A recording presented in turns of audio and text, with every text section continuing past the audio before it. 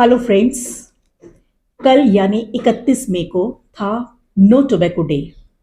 तो इस सिलसिले में आज हम बात कर रहे हैं कि क्या स्मोकिंग छोड़ी जा सकती है। और इस सिलसिले में मैं अपने हस्बैंड से बात करूंगी कि is it possible to quit smoking. Yes, 100%, 100%। और ये मैंने देखा है। आई हैव सीन, मैंने देखा है 4-5 लोगों को मैं जानता हूँ जिन्होंने 100% स्मोकिंग छोड़ दी है।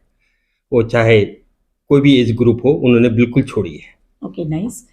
अच्छा, मीन्स पर्सनली मैं आपसे पूछती हूँ कि how you got the idea of quitting smoking. Well,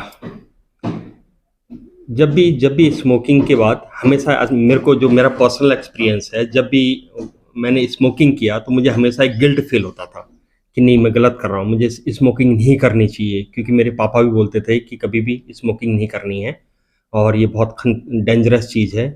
plus then when I got into education sector, जब मैंने अपना एजुकेशन सेक्टर में आया तो तब भी मुझे ऐसा फील होता था, नहीं, मैं प्रीच कुछ और कर रहा हूँ और एक्चुअल में कुछ और कर रहा हूँ, कॉन्ट्राडिक्शन हमेशा बना रहता था। तो वो मुझे हमेशा एक गिल्ट फील कराता था, no, I am doing something wrong, I am doing something wrong. तो ये मेरा पहला चीज़ रहा है कि नहीं, इस प्रॉब्लम को मैंने ओवरकम करना है।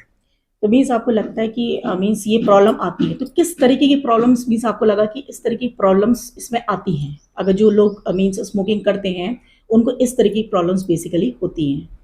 से ये है, स्मोकिंग भी एक हैबिट है and which is a bad habit है। इसके हेल्थ के नुकसान तो ही हैं। अब इसको जब कोई छोड़ना चाहता हो तो वो बड़ा चैलेंज है। बंदे ने छोड़ा, मॉर्निंग में कमिटमेंट किया कि आज मैं नहीं पीऊँगा, फिर दिन में होते-होते उसको क्रेविंग हुई, उसने कहा नहीं, एक पी लेता हूँ। जैसे एक पी ली, उसके बाद फिर एक पी ली तो फिर ऐसा लगता है कि अच्छा, अब तो आज का प्रॉमिस तो टूट गया कि दूसरी पी लेता हूँ।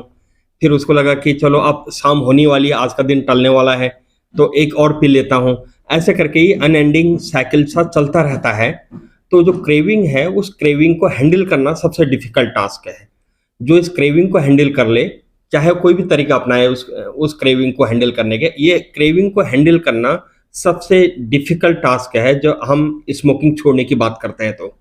और दूसरी चीज़ आता है कि हम मेंटली कितना स्ट्रॉन्ग हैं, हम कितना डिटरमिन्ड हैं, हमने कितना स्ट्रॉन्ग कमिटमेंट कर रखा है कि नहीं, अब मैं नहीं पीऊँगा।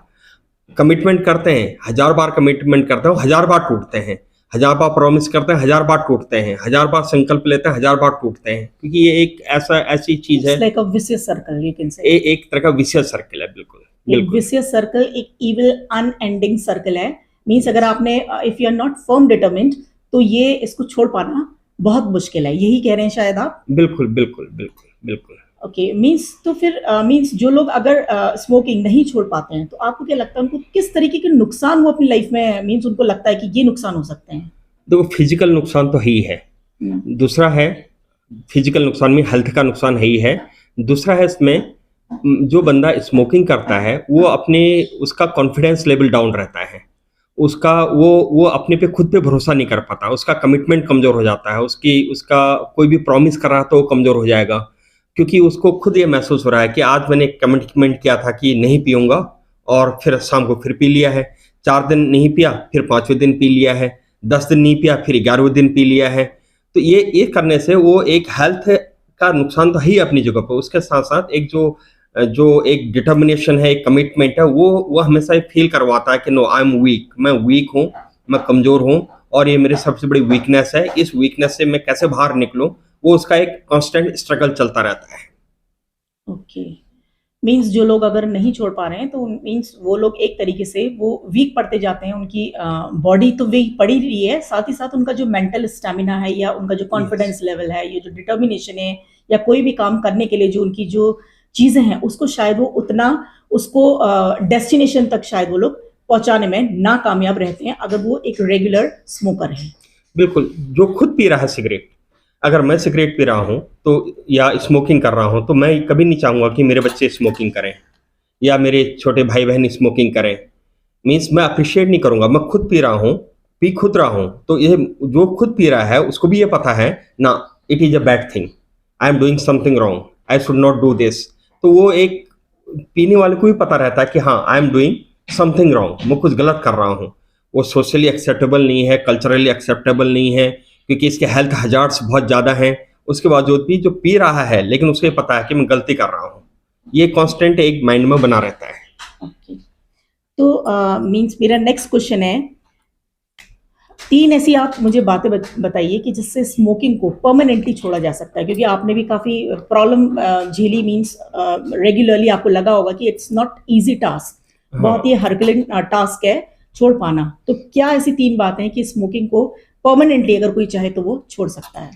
मैंने हमेशा ये सुना था कि नहीं सिगरेट छोड़ना तो बहुत इम्पॉसिबल काम है, कोई 6 महीने के लिए छोड़ेगा, 1 साल के लिए छोड़ेगा, 2 साल के लिए छोड़ेगा, फिर पीने लग जाएगा। लेकिन मेरा एक फ्रेंड जिसने रेगुलरली छोड़ दिया, परमानेंट छोड़ दिया, तो वो मेरे लिए सबसे बड़ा मोटिवेशन रहा कि उस बंदे ने छोड़ दिया था तो छोड़ दिया, 3 साल तक, 4 साल तक, 5 साल तक। मैं बीच-बीच में उस बंदे से बात करता था अपने फ्रेंड से, तो उन्हें छोड़ ही दिया था। तो मुझे पहली बार ऐसा लगा कि हाँ, सिगरेट छोड़ी जा सकती है। इसमें 3 बातें जो मैंने जिन लोगों ने छोड़ी है, उनसे जो पता लगाया मैंने कि कैसे छोड़ी, क्या हुआ, तो इसमें 3 बातें हैं कि जैसे माना आज आपने जिस बंदे ने सिगरेट पी, स्मोकिंग किया, उसने कमिटमेंट कर रखा था कि मैं नहीं पीऊँगा। अब उसने करीब 1 हफ्ते बाद पी लिया, 10 दिन बाद अचानक 1 दिन पी लिया। तो अब वो उसका जो साइकिल था, जो कमिटमेंट था, प्रॉमिस था, कंसिस्टेंसी थी उसकी प्रॉमिस की, वो टूट गई। अगर वो टूट गया तो उसको तुरंत जोड़ना है, ये नहीं सोचना है कि नहीं अब तो मैंने पी लिया है, अब तो छोड़ने के क्या फ़ायदा है, अब तो मेरा प्रॉमिस टूट गया है, अब तो मैं अपराधी जैसा हो गया हूँ। वो बैड फील नहीं करना है, पी लिया है, नो इश्यू, अब तुरंत अब नहीं पीना है।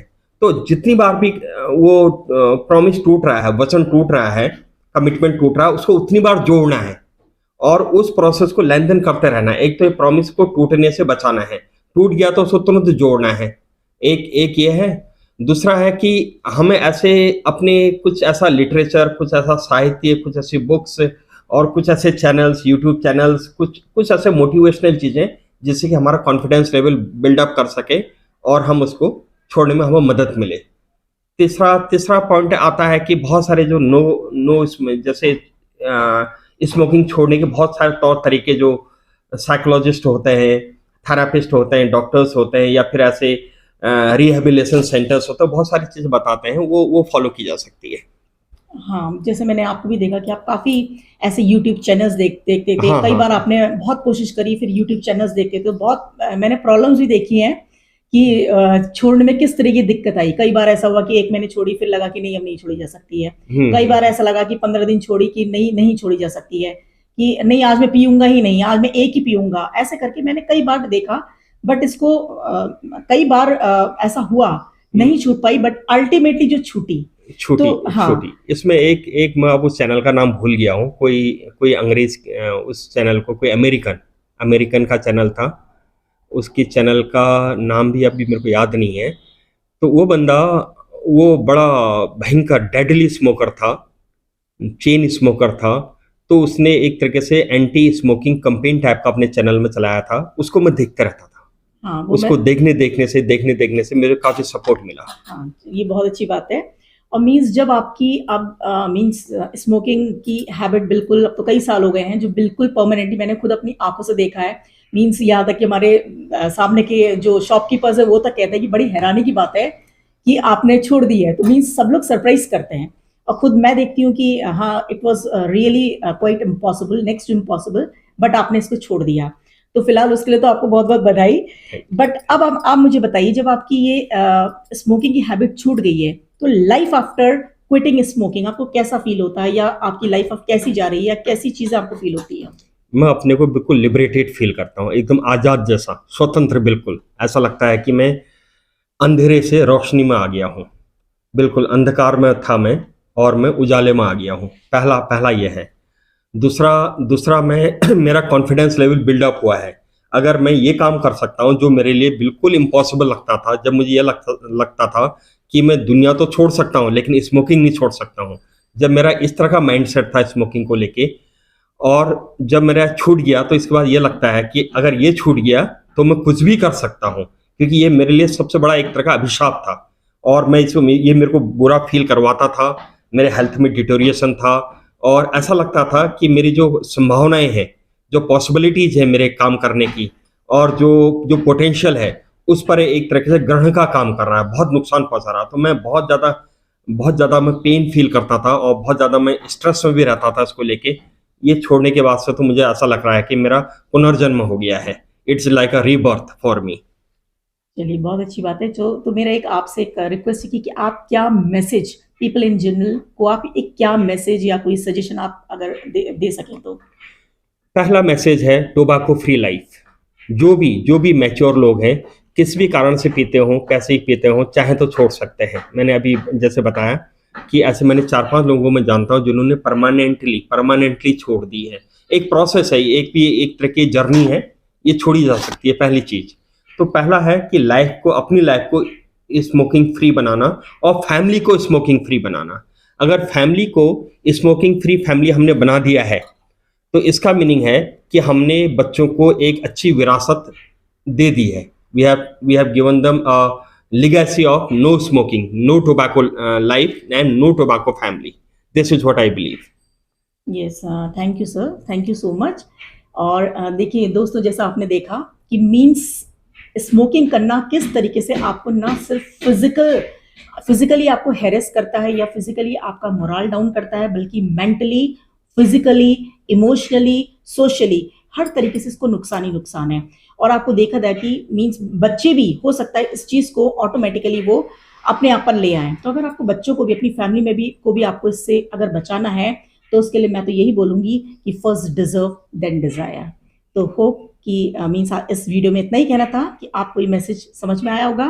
तो मिलते हैं आपसे फिर एक नई वीडियो में, फिर एक नए अंदाज के साथ। तब तक के लिए बाय बाय।